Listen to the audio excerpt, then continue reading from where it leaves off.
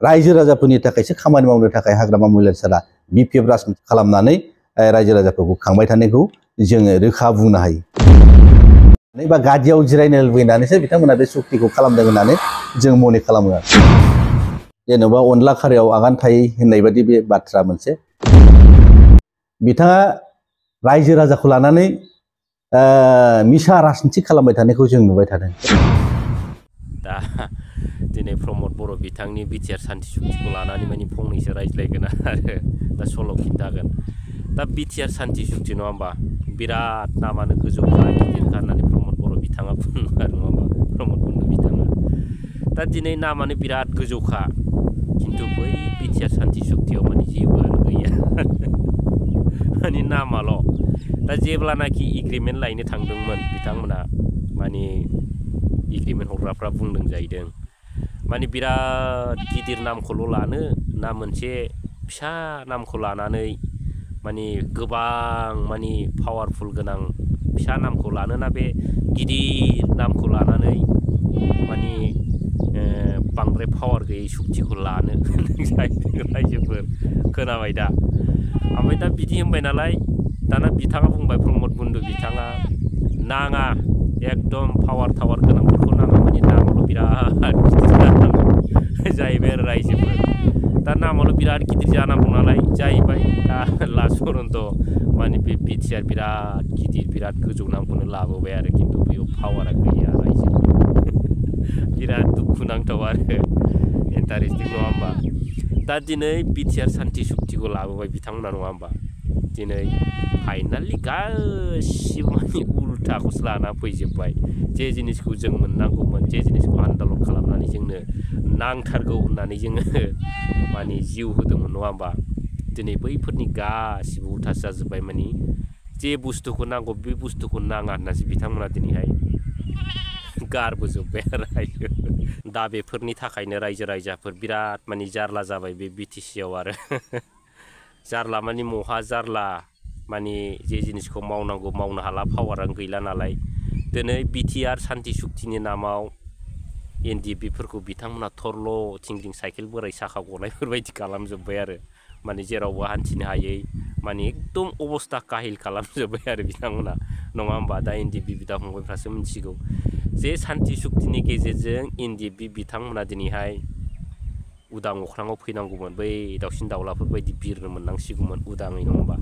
दासिमबो बे सान्थि सुक्तिनि गेजेरजों दिनै बिथांमोना बै जेलखानियावनो दोनजाबाय। बेफोर थामसा लासिं सिं रायजोफोर, बिराद दुखुनांथाव,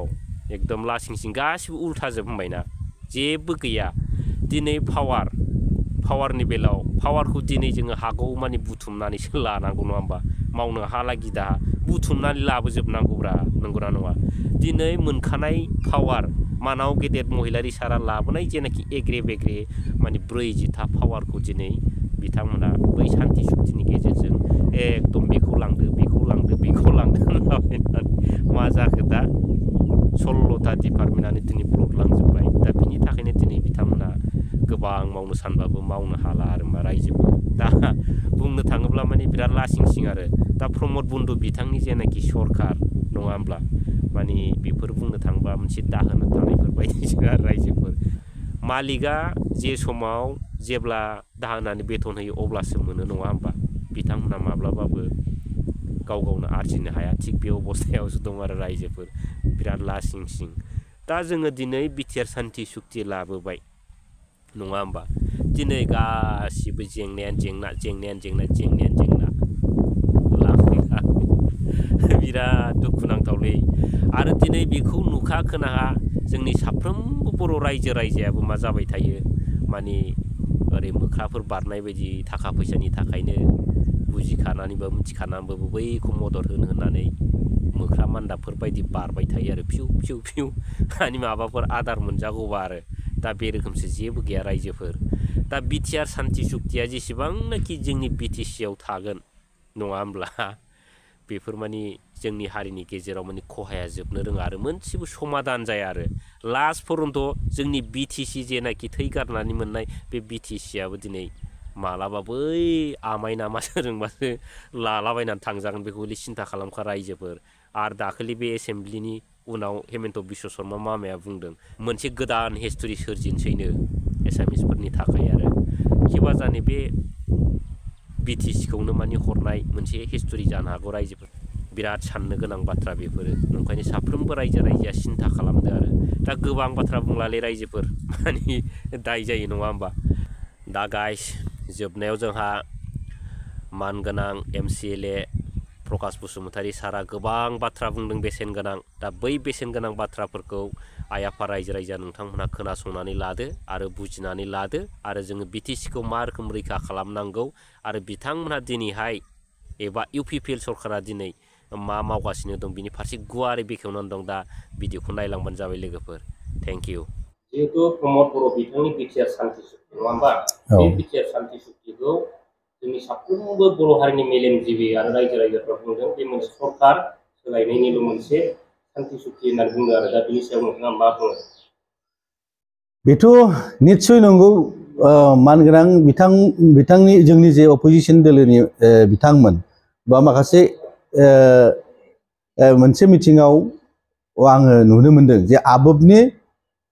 आबोबनि सासे आं नामखौ बुंला आबोबनि सासे गागि दैदेनगिरि बिथाङानो बुंदों जे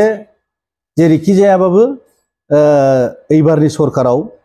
जों इलेक्सनाव बाहागो लानानै मानगोनां हाग्रामा महिलारि सारखौ उदखाट खालामनांगौ हाग्रामाखौ उदखाट खालामनांगौ ओंखायनो जोङो जेरैखि जाया सुक्तिया मोजां जायो गाज्रि जायो बेजों खोथा गैया जोंहा सुक्तिखौ खालामथारनानै फैबाय थागोन जे थांनाय जे समनि 2020नि जे इलेक्सन बेवहाय बाहागो लानानै हाग्रामा महिलारि सालायबाय थानाय जे सरकार बेखौ उदखाट खालामनानै जों गादियाव जिरायनांगौ बे खोथाखौ आबोबनि सासे गागि दैदेनगिरिनि खुगानिफ्रायनो जों खोनानो मोनदों ओंखायनो जों बेनिफ्राय जों बुजिनो मोनदों निस्सय जे सोलायनायनि नामाव जे सरकारखौ सिफायनांगौ जोंहा बेवहाय जाथिनि इसुजों बा माबाजों जोंहा जेबो खोथा गैया होननायखौ जोङो मोगथां महराव बा ससियेल मिडियायाव जोङो बेखौ नुनो मोननाय जादों ओंखायनो 100% बिथांमोना गादियाव जिरायनो लुबैनानै बा गादियाव जिरायनो लुबैनानैसो बिथांमोना बे सुक्तिखौ खालामदों होननानै जों मने खालामो आरो प्रमद बर' बिथांनि जेनाखि सुइजारलेण्ड बे सुइजारलेण्डखौ जोङो बिटिसिआव नुनाय जायाखै नङा होमबा हाग्रामा महिलारि सारनि बिटिसिखौ जों नुनाय जादों दा साराबो बे प्रमद बर' बिथांनि सुइजारलेण्डखौ माब्लाबा नुबाय नामा बिटिसिनि सिङाव दा बेथ' जाथावै बाथ्रा जेनेबा अनला खारियाव आगान थायै होननाय बादि बे बाथ्रा मोनसे बेवहाय आङो जुक्ति होनांगौ बायदि आं सानाखै बिथाङा राजनितिनि नामाव राजनिति खालामो रायजो राजाखौ लानानै बिथाङा राजनिति खालामो जों नुबाय थादों दिनै नोंथांमोनानो नुबाय जे 100% जों न'खर न'खर साख्रि होगोन जोंनि आइजो बिथांमोननो जोंनि बिबाजै बिमादैमोननो सेल्फ हेल्प मोनफायाव 75,000 करिया होगोन जोंनि दरखास्त'खौ बिटिसिआव फैनानै होनांनाय नङा जायगा जायगा अनलाइनजोंनो जों दरखास्त'खौ हरहोगोन बे मथेनो जोङो बे ओनसोलनि जौगाखांनायनि खामानि मावगोन बे होननायखौ जों नुबोबाय थादों बिथाङा रायजो राजाखौ लानानै मिसा राजनिति खालामबाय थानायखौ जों नुबाय थादों खिन्थु जोङो थांनाय गोबाव सम BPF राजनिति दोलोआ जे सासन खालामदों बेवहाय मानगोनां हाग्रामा महिलारि सार दैदेननाय BPF राजनिति दोलोआ रायजो राजाखौ लानानै राजनिति खालामबोफेराखै रायजो राजाफोरनि थाखायसो राजनिति फिल्डआव ओंखारदों रायजो राजाफोरनि थाखायसो खामानि मावनो थाखाय हाग्रामा महिलारि सारा BPF राजनिति दोलो खालामनानै रायजो राजाफोरखौ खांबाय थानायखौ जोङो रोखा बुंनो हायो आच्छा सार ग्राउन्ड लेभेलाव ग्रासरुट लेभेलाव रायजो राजाफ्रा दासिमबो कनफिउज जायो जे UPPLनि माखासे नेताफ्रा दासिमबो गामि गामि थांनानै अरुणोदयनि फर्म दानहैयो बे बुस्थुखौ रायजो राजाफ्रा क्लियार लुबैदों बास्तबतायाव बियो मा रोखोम बेनि सोमोन्दै सारा दिनैनि भिडिअनि गेजेरजों क्लियार पिक्चार मोनसे बे अरुणोदयनि जे बाथ्रा बे अरुणोदया बेयो आसाम गभर्नमेन्टनि स्किम आसाम गभर्नमेन्टआ बेखौ तयार खालामदों बे आसाम गभर्नमेन्टनि मोनसे स्किम बे स्किमाव बेवहाय राजनितिनि बाथ्रा फैया राजनिति सोरबा BPF सोरबा UPPL सोरबा GSP सोरबा कंग्रेस बेनि बाथ्रा फैया जाय बिथांमोना बे क्राइटेरियायाव गोग्लैयो बे गभर्नमेन्टनि जे थिसननाय थिसननानै होखानाय जे क्राइटेरिया बेवहाय गोग्लैनाय बिथांमोनासो अरुनदयनि जे स्किम बेखौ मोननो हायो। जेरै जाय आइजोआ डाइभर्स जाबाय, बिथांनि न'आव गैला,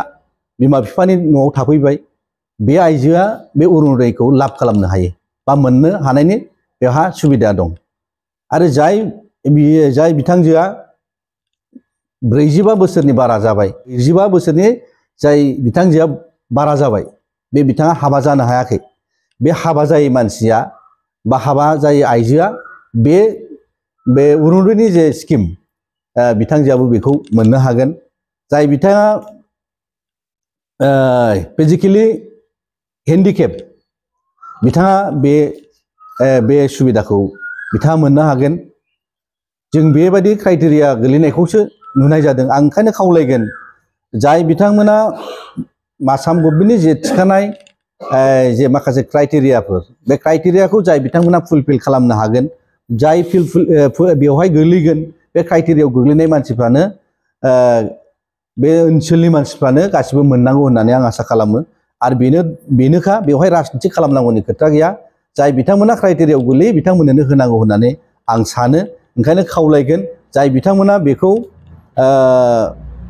एगजिकिउट खालामो, जाय बिथांमोना बेखौ मावफुङो, बिथांमोना जाहाथे पार्सनेलिटि खालामा, बिथांमोना जाहाथे राजनिथि खालामा। जाय बिथांमोना मोननांगौ, जाय बिथांमोना गरिब, जाय बिथांमोना लेंग्रा लेंग्रि, जाय बिथांमोना 45 बोसोर बारा जानानै हाबा जानो हायाखै, जाय बिथांमोना फिसाय गारनानै न'आव थाफैफिनदों, बिथांमोना मोननो हाथों, आं बेखौ खावलायदों। बेवहाय रावनिबो सायाव राजनिथि खालामनाङा। ओंखायनो खावलायगोन जाय बिथांमोना खामानि मावबाय थादों, बिथांमोना बयखौबो समान नोजोरजों नायनानै होयोबा खुब गाहाम जागौ, आं बेखौ खावलायगोन। मानगोनां हाग्रामा महिलारि सारनि बिटिसि गभर्नमेन्ट दैदेननायनि समाव मालाबाबो आमखेया बिजेपिनि, आमखेया कंग्रेसनि बा सोरबाया बबेबा मोनसे गुबुन पार्टिनि होननानै जाज खालामनानै नों बे स्किमखौ मोना, नों बेखौ मोना होननानै मालाबाबो बुंफेराखै। आरो रायजो राजाफोरखौ मालाबाबो बेफोरबायदि अयनाय इगनर खालामबोआखैमोन। नाथाय जोङो दिनैयो बे इउपिपिएल पार्टिनिनो मानगोनां इउजि ब्रह्म बिथांखौ मोनसे कनफारेन्सआव बुंनाय नुदों जे जोंनि इउपिपिएल गभर्नमेन्टनि समाव बिपिएफनिया, कंग्रेसनिया बा सोरबा आदार्स पार्टिनिया जेबो स्किम मोना, जेबो सुबिदा मोना होननाय, बे बिथिंनि सायाव मा बुंगोन? बेथ' बिराद दुरभाग्यजनक। सासे गार्जेन मन्त्रि हिसाबै, बिथाङा आसामनि सासे केबिनेट मन्त्रि हिसाबै बिथांनि जे सिन्थाधारा, बिथांनि जे सान्थौ, बे एथ' फिसा जानो नाङा, आं बेखौ बुंगोन। बिथाङा सासे गार्जेन बा बिथाङा सासे मन्त्रि हिसाबै बे ओनसोलनि बा समस्त आसामनि बिथाङा सासे मन्त्रि। बिथाङा बिभिन्न जाथि जनगोष्ठीखौ बिदि भाग खालामनायनि बिथांनाव मोन्थाय गैया, बा बिभिन्न दल संगठननि मानसि होननानै बिथाङा इगनर खालामनायनि खोथा गैया। बिथाङा सासे आसामनिनो सासे मन्त्रि हिसाबै जे समस्तिनिफ्रायनो बिथाङा रिप्रेजेन्ट खालामा मानो, बिथाङा बे आसामनि माखासे समस्याफोरखौ लानानै बा बे ओनसोलनि माखासे प्रब्लेमफोरखौ लानानै बोरै जोङो गोजौ मोनसे थाखोआव बा गोजौ मोनसे सारियाव जाहाथे बोरै लांनो हायो, बे सिन्थाधाराखौसो सिगाङाव दोननानै खामानि मावनांगौ होननानै आं सानो। आरो जोङो जे बिटिसिनि जे खुंथायाव थानाय खुंथाय गोहोआव थानाय जे जोंनि मानगोनां सिएम बिथां आरो बिथांनि कलिग्सफोर, इएमफोर, बिथांमोनखौबो जोङो गुबुन राजनिथि दोलोनो जेबो होआ। बेहा बिपिएफ खालामग्रा, बेहा कंग्रेस खालामग्रा, नै बेहा जिएसपि खालामग्रा, बेबायदि भाग राननायखौ जोङो नुनो मोननाय जादों। थ' मानगोनां जोंनि प्रमद बर' मानजाथाव बिथांखौ आं खावलायगोन, 35 लाख मानसिफोरनि बा रायजो राजाफोरनि बिथाङा सासे गार्जेन। बे संकसनिफ्राय 5-2सिम बिथाङा जोंनि बे ओनसोलनि गार्जेन। दा बेवहाय बिथाङा गार्जेन हिसाबै बेबादि पार्सनेलिटि खालामोबा बिथांखौ फेलार जादों होननानै आं सानगोन। मानो होनोबा बिथाङा सासे गार्जेन हिसाबै न'खराव सोरबा लेंग्रायानो था, सोरबा खानायानो था, सोरबा खुजायानो था, सोरबा गोरोङानो था, सोरबा रोङैयानो था, बिथाङा बेखौ समान नोजोर होनानै समान खांनांगौआ बिथांनि कर्तब्य होननानै आं सानो आरो आं बिथांखौ खावलायगोन गोजौ फारसे जोंनि बिभिन्न जाति जनगोष्ठीखौ जोङो बिटिसि बासिखौ जों गोजौ थाखोआव लांनांगौबा माइ गाब जुजाय होननाय बासिनायखौ गारनाया मोजां होननानै आं सानो आरो खावलायगोन मानगोनां बिथांखौ जाहाथे बिथाङा बिदि खालामाजासे बयखौबो गोजौ फारसे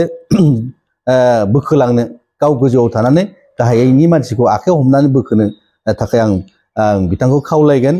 आरो जोंनि मानगोनां हाग्रामा महिलारि सार जे खुंनाय जे बिपिएफ राजनिति दोला जेब्ला सासनाव थादोंमोन बेवहाय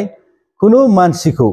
बा खुनु स्तरनि मानसिखौ खुनु जाति जनगोष्ठीनि मानसिखौ इगनर खालामनानै जोङो सरखार सालायफेराखै जोङो सोरबा एबसुआव थानायसो नैबे इउपिपिएलआव थानायसो बे स्किम मोना बे साख्रि मोना बिथांनि मेन्टेलिटिया बिदि नङामोन गोजौ थाखोनि गुवार थाखोनि सासे जोंनि मानगोनां हाग्रामा महिलारि सारा सासे दैदेनगिरि बिथाङा निष्ठा सहकारै बिथाङा गावनि डिउटिखौ बा गावनि बिबानखौ बिथाङा पालन खालामबोदों एग्जाम्पल हिसाबै नोंथांमोना नाय मोनसे समाव एबसुआ बा दिनैबो दासिमबो बिथाङा मोना इउपिपिएल राजनिति दोलोनि सिनस्रि हिसाबै बा सिनस्रि बायदि खामानि मावनायखौ बा डिफेन्सिभ होनानै खामानि मावनायखौ जों नुबाय थादों थ' बे बिदिब्लाबो थांनाय समफ्राव जोंनि मानगोनां हाग्रामा महिलारि सारा सासन भाराव थानाय समाव नैबे एबसुनिसो नैबे इउपिपिएलनिसो नैबे पिसिडिआरनिसो बिथांमोना साख्रि मोना बिथांमोना स्किम मावनो मोना बिथांमोना सेंसन मावनो मोना बिदि खालामनायखौ जोङो नुबोफेराखै बिभिन्न स्तरनि मानसिफ्रा खामानि मावदोंमोन साख्रि लानायफ्रा साख्रि लादों आङो खुगाजों बुंजोबला बुहुद मानसियानो साख्रि मोननायखौ जों नुदों एबसु खालामग्रा मानसियाबो साख्रि मोनदों एबसु खालामग्रायाबो स्किम मावनायखौ जों नुनो मोन्दोंमोन दा जाहाथे बिदि जालाया